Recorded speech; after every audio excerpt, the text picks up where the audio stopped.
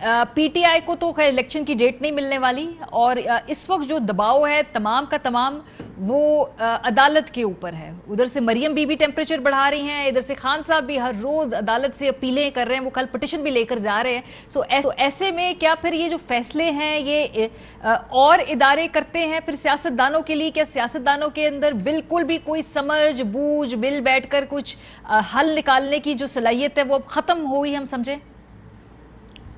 शुक्रिया मारिया। देखिए, पहले तो इमरान खान साहब को ये सोचना चाहिए कि अभी अगले महीने नहीं, जुलाई में 2 बड़े इलेक्शंस पंजाब में आ रहे हैं। एक 20 सूबाई असम्बलियों की नशिस्तों पे ज़िमनी इंतखाब होने वाला है और लोकल बॉडीज इलेक्शन होने वाला है।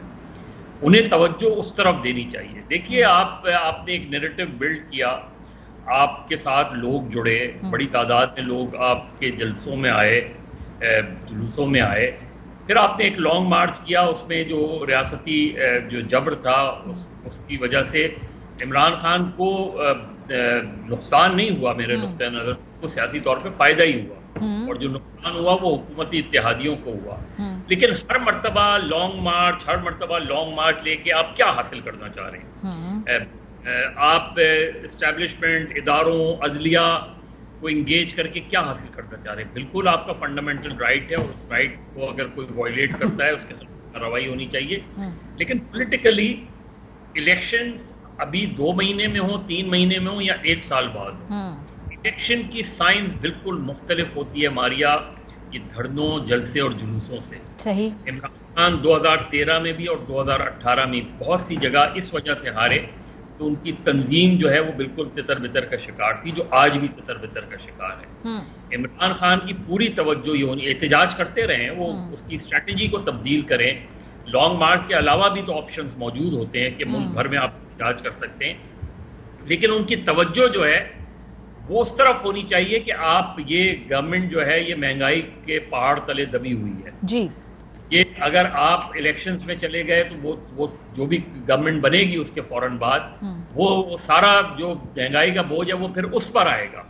सही। तो इस मेरे ख्याल में इमरान खान साहब को स्ट्रैटेजी को तब्दील करने की जरूरत है। वो जाएं, अपना तंजीमें नौ करें, जाके इलेक्शंस का जायजा लें। इलेक्शंस में आपने खुद ऐलान किया कि जी हम इलेक्शन में हिस्सा लेंगे, तो कैसे लेंगे? अगर आप ये सारी तंजीमें लॉन्ग मार्च पे ही लगी रहेंगी, और ये आसान इलेक्शन नहीं होता, खासतौर पे लोकल बॉडीज, अभी आप बलूचिस्तान में देख लें जी, तो ये आसान इलेक्शन नहीं होगा, और ये एक तरीके से मेन ड्रिल होगी आम इंतखाबात के लिए। ठीक है, मेरा ख्याल है इमरान खान साहब की और तहरीक इंसाफ की पूरी तवज्जो इलेक्शंस की तैयारी, इलेक्शंस पे होनी चाहिए। अपनी थोड़ी सी जो तंजीम साजी है जिसकी कमियां नजर भी आ गई थी। भट्टी साहब, क्या ये वैसे स्ट्रैटेजी ठीक थी कि पार्लियामेंट से निकल जाया जाए?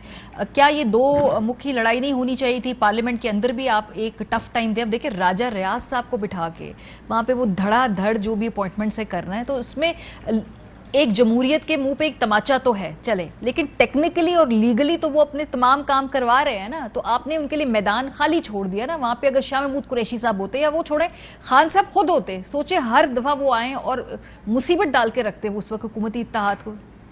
नहीं, बिलाशुबा आप ठीक कह रही हैं, लेकिन मैं जब इमरान खान साहब निकले थे कौमी असम्बली से, तो मैं इस शर्त के साथ मैंने उनको सपोर्ट किया कि अगर ये KP असम्बली, पंजाब असम्बली और ये तोड़ देते हैं या इससे निकल जाते हैं, रिज़ाइन कर जाते हैं, तो ये बहुत अच्छा प्रेशर होगा। अगर वो समझते हैं कि, यानी उनका जो नैरेटिव क्या था कि ये लोग तो साजिश के तहत आए, अमेरिकी रिजीम के तहत आए, और ये चोर हैं, डाकू हैं, कातल हैं, फलाएं, इनके साथ बैठने का मतलब ये है कि इनको एक्सेप्ट करना। वो भी अगर आप एक दिमाग से देखें, ये है दिल के फैसले, एक है दिमाग का फैसला कि अगर शाह महमूद कुरैशी इंतखाब लड़ते तो ये 20 नायल हो जाते हैं जी, या इनको वोट देना पड़ता है, या ये वापस आते हैं। दूसरी बात है कि कम से कम चीफ जो अभी 2 इलेक्शन कमीशन के उन्होंने मेंबर लगाए हैं, वो ये ना लगा पाते। चेयरमैन नैब जो अब लगाना है वो ये ना लगा पाते। बाकी उन्होंने कानून साजी कर लेनी थी, वो तो उन्होंने किसी ना किसी तरीके से जैसे ये कर रहे थे वो भी कर लेनी थी।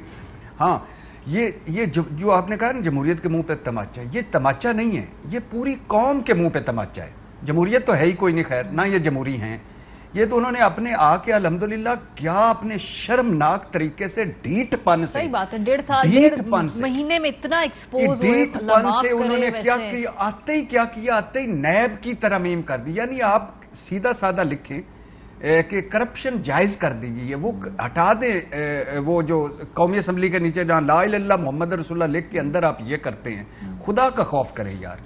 और दूसरी बात ये कि वो करके उसके बाद अब बताएं इस मुल्क में हम रोज वो बैठे होते हैं जाके FIA में हमजा और शहबाज एक पेशी पे गए, जज को भी रोक लिया उन्होंने, इतनी सिक्योरिटी थी, जज ने कहा मुझे भी आई रोक लिया ये।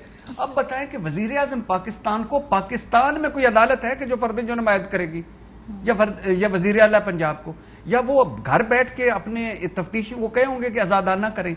और फिर ऊपर नैब का निकाल दिया आपने सारा, फिर आपने वो EVM खत्म कर दिया, फिर एक नैब का सजा याफ्ता बार बैठ के हुकूमत चला रहा है, लेकिन पार के बंदे वोट नहीं डाल सकते, वो भी खत्म कर दिया। पता नहीं आप क्या क्या। अच्छा, वो कहते हैं खैर वोट डाल सकते हैं, हम तरीकेकार पे बात करें, टेक्निकली वो कहते हैं कि वोट हमने खत्म नहीं किया, तरीकेकार जो उसको रिफाइन करना चाहते हैं। ये आप देख लीजिएगा जो रिफाइन करने जा रहे हैं, वो कह रहे पहले पायलट प्रोजेक्ट्स पे उनको छोटे मेरा भाई जो आजम नजीर तारड़ है, उनकी दो ही हैं, एक तो ये सारी जो जहर निकालने अपने केसों के हवाले से, और दूसरा नाइली खत्म करना।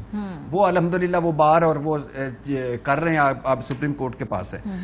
तो अब ये था, दिमागी तौर पे शाह महमूद कुरैशी को भी लड़ना चाहिए था, दिमागी तौर पे इमरान खान को भी कौमी असम्बली में बैठना चाहिए था, और दिमागी तौर पे अगर आप निकल गए हैं, यानी निसाबी किताबी तौर पे पूरा निकल जाए ना, पूरा निकल, ये नहीं कि आपने 2 असेंबलियों के अंदर आपने बैठे वो प्रेशर नहीं होगा।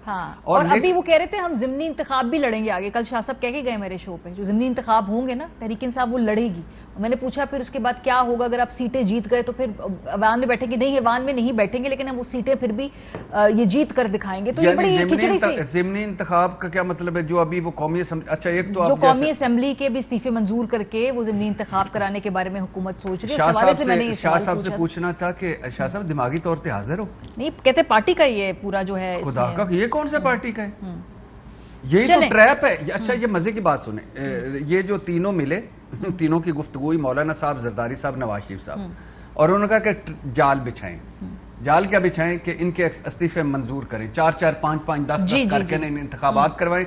और ट्रैप क्या है कि नहीं लड़ेंगे, हमारी जो ये हम इन इत्तेहादियों से 1.5 साल के लिए आजाद हो जाएंगे, और यानी हम जीत क्या लड़ेंगे तो वो ट्रैप में आ जाएंगे, लड़ेंगे तो फिर क्या करेंगे? नहीं लड़ना चाहिए। किस चक्कर में आप कहती हैं चोर डाकू आ गए, लुटेरे आ गए, फिर उनके इंतखाब लड़के फिर वापस आना चाहते हैं? नहीं आना चाहिए। मालिक साहब, अब इस वक्त पाकिस्तान तहरीक इंसाफ के पास ऑप्शंस क्या है? क्योंकि ऑब्वियसली वो एक लॉन्ग मार्च करने से पहले चाह रहे हैं कि जो अदालत जो उनको इनके साथ सलूक किया पिछली दफा PMLN ने, जिसकी हर सतह पे हर जगह मुजम्मत होना जरूरी है, खासतौर पर जो औरतों को उन्होंने जिस तरीके से मारा, अब वो चाह रहे हैं कि जी अदालत की तरफ से वो पूरी क्लैरिटी ले लें और उसके बाद फिर वो लॉन्ग मार्च। तो आपको ये लॉन्ग मार्च क्या आने वाले चंद हफ्तों में होता दिखाई देता है, या इसकी डेट थोड़ी देर के बाद आएगी? क्योंकि तंजीम साजी के मसाइल भी सॉल्व करने हैं इन लोगों ने, और वैसे भी अपने आप को ऑर्गेनाइज करना है।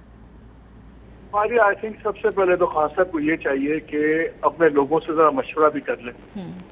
जब इनके लोगों से हम बात करते हैं ऑफ द रिकॉर्ड, तो बड़ी ज्यादा उनमें परेशानी है। खासतौर पर 25 की सुबह को जो हुआ, यकीन माने वो जो ट्रक में लोग चढ़े हुए थे, इंपॉर्टेंट लोग, करीबन मेरी सबसे बात हुई ऑफ द रिकॉर्ड, किसी को बिल्कुल आइडिया नहीं था। वो कहते हैं हमें बिल्कुल आइडिया नहीं था, अचानक जो खान साहब ने फैसला किया और सब कुछ।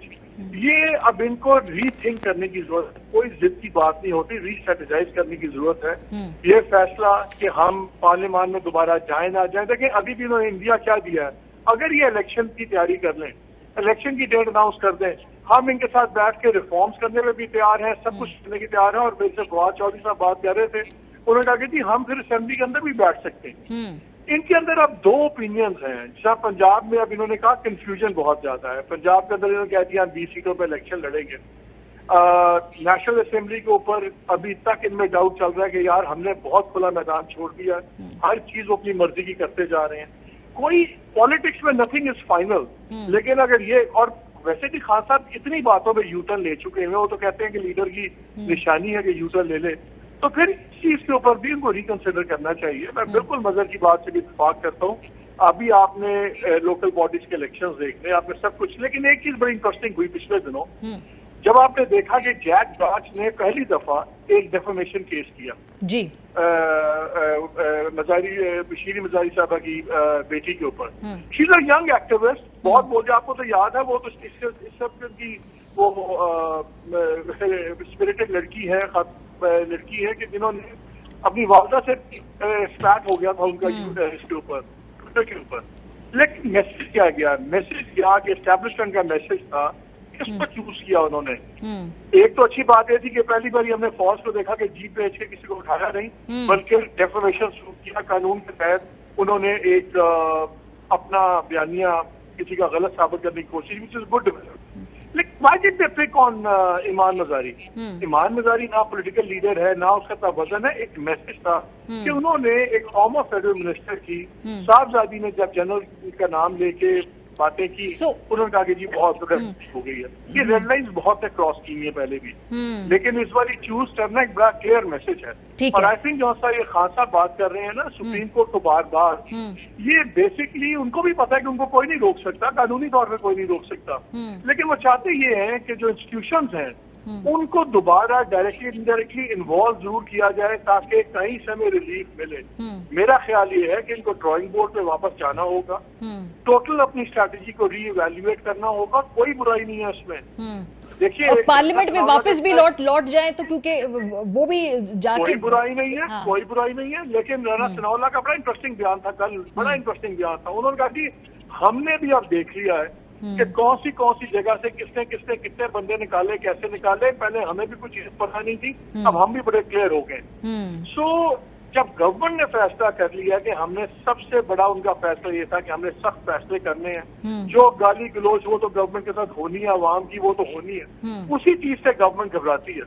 जब उन्होंने अवाम का गुस्सा लेने की तैयारी कर ली है तो फिर इमरान खान के गुस्से से नहीं करेंगे। ठीक है, इमरान खान साहब अगर धमकियां भी देंगे नहीं होगा, उनको रीस्ट्रेटेजाइज करना चाहिए। And I agree with you, ये पार्लियामेंट के अंदर बहुत ज्यादा उनके लिए मुसीबत पैदा कर सकते। और खास तौर पे अभी ब्रेक पे जाते वापस